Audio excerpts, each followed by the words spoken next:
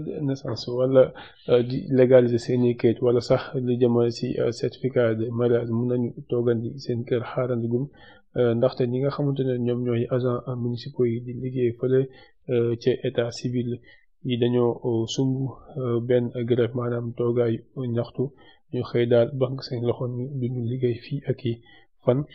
li ko waral nag mooy ñoom ñu ngi daal di réclamer augmentation ci seen i payoor ñi nga xamante ne état bi def na ko ak yeneen secteur d'activité yi ak yeneen secteur d'activité yi ak seen i agent moo waral daal tey ba ñu xëyee dañoo daal di banque seen i loxo ñi duñu liggéey ba ñëw fi nag lu fekk mooy ay bunt yu tëju ak ay bureau yi nga xamante ne kenn nekku fi ak aussi ay population yi di ñëw di jaabante di ut si li nga xamante ne moom mooy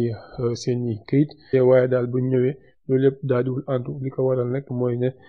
agent municipaux yi di liggéeyee fii si état civil yi dañoo daal di banque seen loxo te daal duñu liggéey tant li nga xamante ne moom mooy état bi waxul si li jëm si yokkute seen i payoor ni mu ko defee si yeneen secteur d'activité yi ak seen i agent loolu waraloon nag tey Kër Massar Info xëy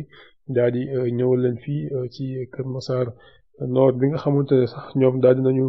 bokk si mujjee dugg si li nga xamante ne man maa ngi tudd Alioune Doucouré dëkk Kër Massar fii dama ñëwoon wut si résidence quoi démb dama fi ñëwoon def résidence mu am erreur tey ma ñëwaat si matinal bi pour rectifier ko mais dama ñëw fekk ñu nekk en grève quoi.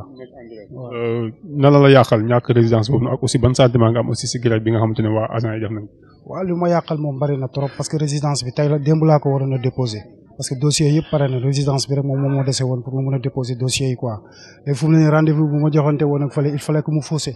te loolu vraiment arrangé wul ñële waaw suñu mënee jàppale gars yi tamit ci affaire bi grève bi moom vraiment arrangé wuñu trop quoi arrangé wuñu